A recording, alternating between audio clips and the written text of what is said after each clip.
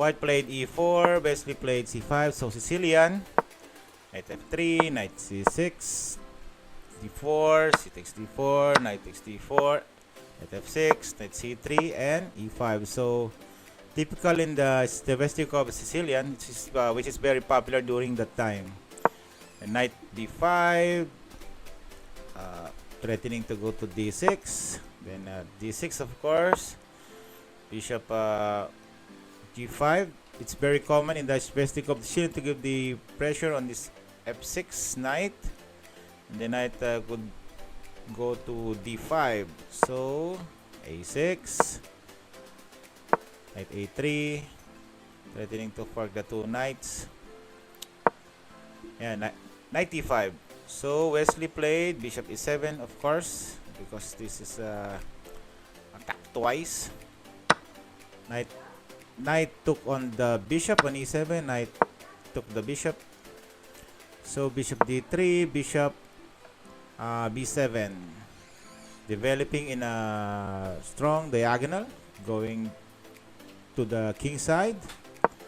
And white played queen f3, helping his bishop to give a pressure on this f6 knight, and knight d7, of course, c3 for the knight maneuver. First e6, giving a solid foundation at e5. Possibly in the future, black would push this pawn on d5 to break the center if his king is already castled. So of course white retreats to e3, then f5. Wow, the computer says it's the best move, because it's the pawn on e4 is pinned because of this bishop. Okay, so for example, white would play, let's say, queen h5, check, g6.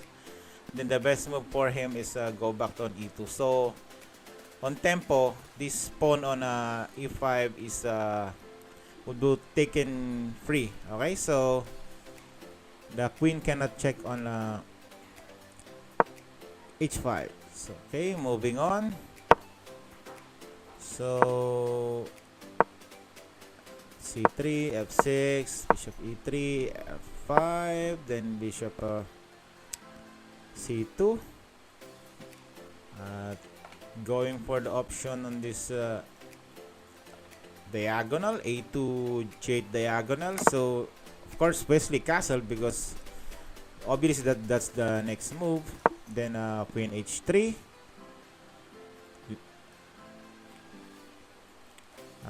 going away on the pin on the e4 pawn.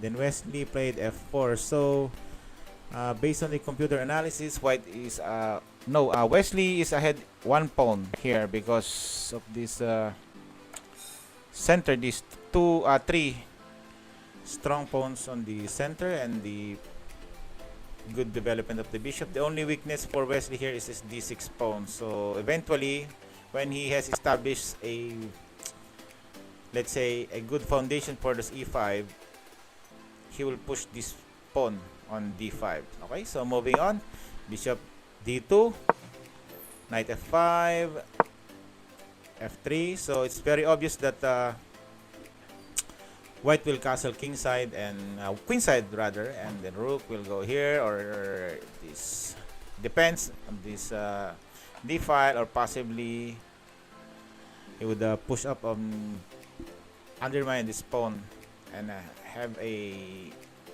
open g file. That's the broad plan for white. Okay, so moving on, knight g6, giving support on the e5. Then now white is going for the attack, g3, to have an open g file. Then Wesley played the d5 break. Then white castles and Wesley took on e4. Wow, lining up the rook on his queen. But anyway, it's not a big problem, because if, for example, the bishop would take on f4, the best move for Wesley here is just check. Okay, so it's been blocked. Then the king with go to b1, then e takes f4. So in that position, black has better positions. Okay, so Wesley so had already calculated that. That's why he's not afraid to line up his queen on that diagonal. Oh, sorry, it's a mouse slip. Okay, so oops, took on e4, took on f4, and took on f4. Okay, here black has a 2-pawn advantage already because of his better development. Bishop and these two bishops just are just intimidating, but actually they are not so strong. Okay, so white played f takes e4, then Wesley played queen e7, and also the big problem for white is this knight. This knight should have retreat back to c2, then an option for him to help the queen or any other attack is to go to d4. So I think this is the big minus for white. So white played rook g1, knight e5, options for c4 and d3. Then white played b4 for this knight to go back. So Wesley chose knight e6. Then came bishop b3 to pin this knight, temporary pin. Of course, Wesley support the knight. Rook f1 to pressure this pawn. Then Wesley played bishop e4. So that's the drawback on the bishop on b3. He has that diagonal, but he gave this strong pawn on the center, giving a nice development for the bishop, because the position of the bishop before is not that good because he is eyeing on a blank territory. Okay, so moving on, knight. Now he's trying to develop his ugly knight to help the other pieces. Wesley went out of the pin of the knight. Also, this is a bad move. Okay, so computer suggests white should have already go for the exchange of the queens, because actually black has better and more coordinated pieces. Okay,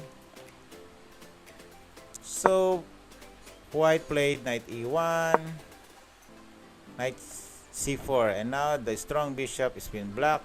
He's not doing anything compared to this one. He has a beautiful position, tickling the king on c1. So of course white played taking the knight on c4, and the knight going for the options on king side attack with this queen and the rook. And Wesley, of course, goes for the option either entry through d3 or an entry on a4.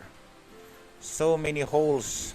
That's a big problem if you are pushing your pawn shield too much. Don't push your pawn shield very far, because it will give big holes for the opponent to take advantage. If there's no queen already, there's not a big problem. Okay, so of course white blocks the d3, but Wesley has the a4, threatening mate there, and threatening to take the a2 pawn. So White resigned here because he has no attack, and he cannot take on the e6 because it's a checkmate. It's very obvious. Okay, then the king is already been what you call that, attack. For example, king would go to a2. No, b2. Knight would take on this knight, and the pawn on c3 will take on the knight. Then the position is very loose. No. Sorry. The king would go here. The queen, the knight will take on the knight. Pawn will take on the knight, and queen will enter the c2. c2 square, and it's game over. Well, the best try for White here is take on the a6, but there's no more other choice because the threat on queen c2 check is very strong. Okay, that's all for this game. That's a beautiful attack by Wesley. So thank you very much for watching. Good chess to everybody.